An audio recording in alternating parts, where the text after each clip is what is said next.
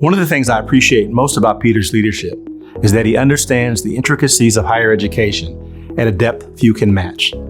No matter the issue at hand, he wants to hear from everyone. His collaborative approach is all about inclusivity. He's been so effective and so admired because he cares so deeply and brings that care into very collaborative discussions and decision-making. His deep commitment to higher education and how it needs to continue to evolve has been very impactful to APLU member institutions. One example is his commitment to public higher education that is both equitable and serves the public good. That's a legacy that makes all of us better. So one thing I think that people don't know about Peter is his compassion. I've been in two very awkward situations with Peter when the individual was just livid and rude and disrespectful. And in that moment, Peter looked past their behavior and had compassion because he knew that they were hurting. Like they were yelling at him, but it wasn't him. Something else was going on. And he was able to see past their behavior and know that they were hurting. And he had such compassion for them that, by the time the conversation was over, everyone was calm and cool and collected. And I was like, wow, I didn't know he had that gift. But then I remembered he was in Iraq. He knows how to turn the situation around.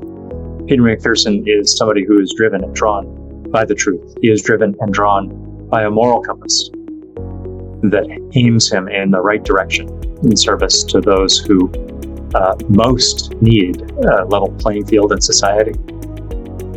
And through all of his work, Peter has been an important advocate for diversity, inclusion, and equity, and never more so than in drawing together APLU institutions to create a set of programs and profiles to build out student success models for low-income first-generation students of color. He's not in public service to watch the parade go by. Peter has big ideas, and he believes in getting things done. And he certainly has gotten a lot done while leading APLU. He was instrumental in the creation of the Student Achievement Measure, which has revolutionized our ability to help students succeed. He's also championed the College Transparency Act, which will empower families to make smarter choices about where they pursue higher education. He was the visionary behind Powered by Publix, the largest ever collaborative effort to help more students graduate and advance equity. And now he's set a sight on the transparency of financial aid offers, and I can't wait to see what he accomplishes there. The difference that he's made with his leadership and his vision, he's somebody who always is looking ahead, trying to figure out what are those new challenges that we need to address. He has always remained young.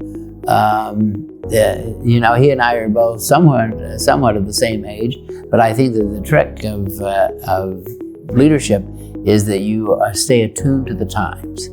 And I think that Peter always stayed attuned to the times. Peter is an extraordinary leader, particularly in two critical aspects of leadership. First, he is a strategic thinker, and he's a visionary. It's hard to find both in the same individual. Second, he's been a mentor to me and to so many other presidents. He takes a genuine interest in our careers and our well-being. Those two qualities make him a great leader.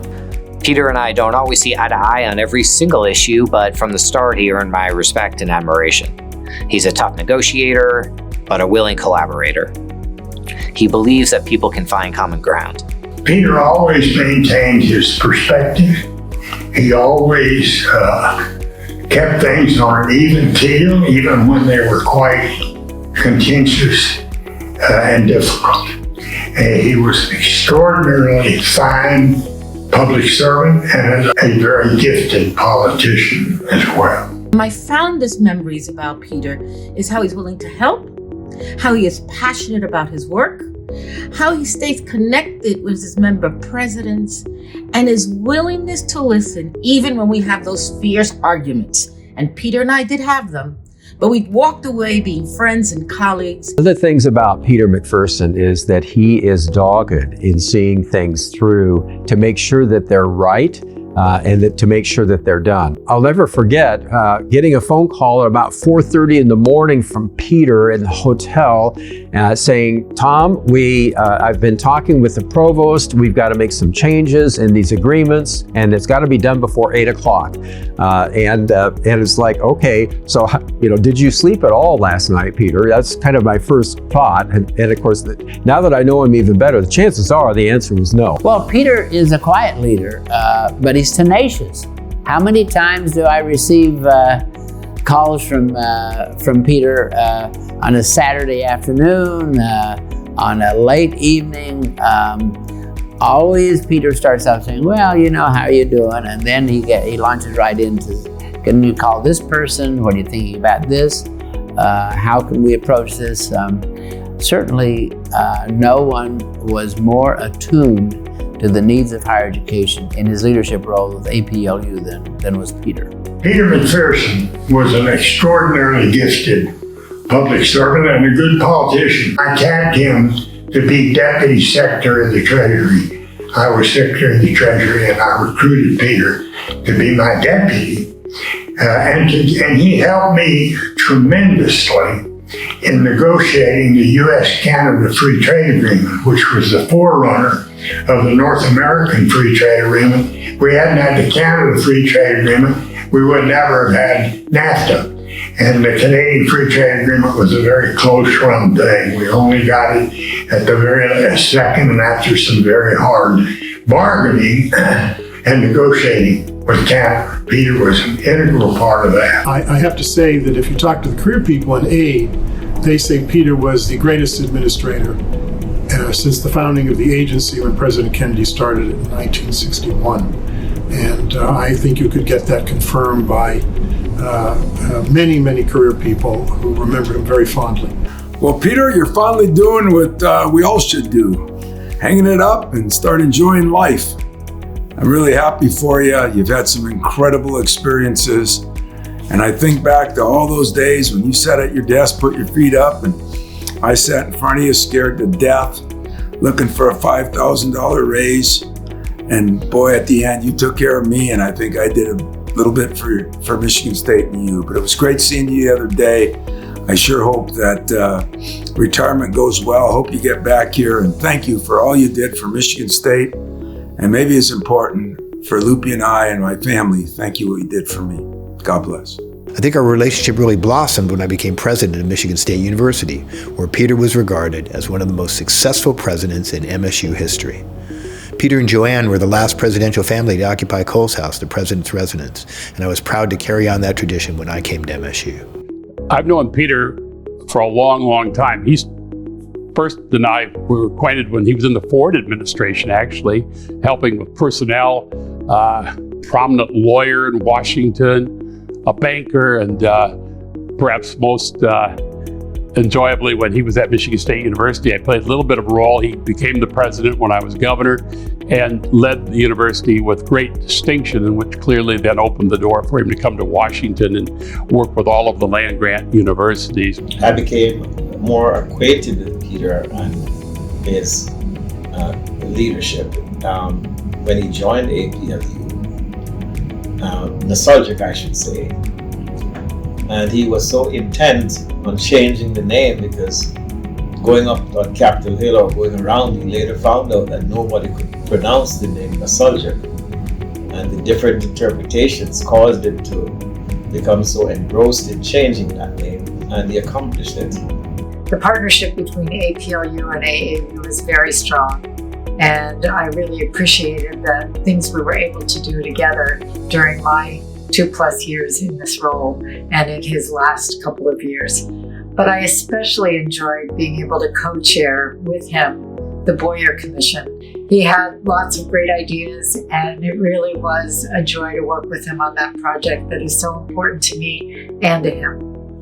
I got to know Peter about a decade or so ago when I was working for President Obama's Domestic Policy Council, and I'll never forget sitting in my tiny office in the White House and thinking, who is this guy with this unlit cigar with lots of ideas on higher education policy? Little did I know that he'd become such an important partner to me and even a friend and someone who would help guide my career.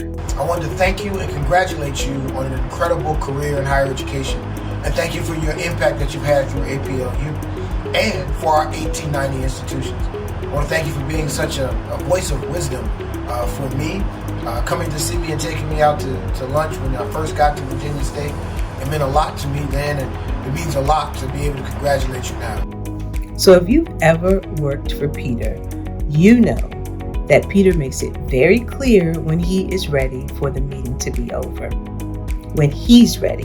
You might not be ready, but when he is ready, Peter will stand up and he will clap his hands and he will say, thank you. So, thank you, Peter. Thank you, Peter. Thank you, Peter. Thank you, Peter. Thank you, Peter. Thank you, Peter. Thank you, Peter. Now let's get to work. Congratulations, Peter, on your retirement, but I know you won't stay inactive. Good luck in your retirement, and try not to fail retirement as I have done. Peter, congratulations. I know Peter doesn't like to waste time, so I'll put it like this.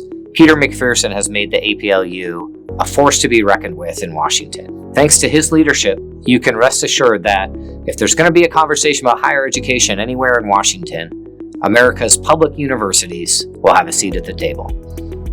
Thank you, Peter. And I'm one of the few people who has worked closely with Peter McPherson, who knows what his real name is. And I never had the guts to call him Melville. But Melville, wonderfully well done. Congratulations.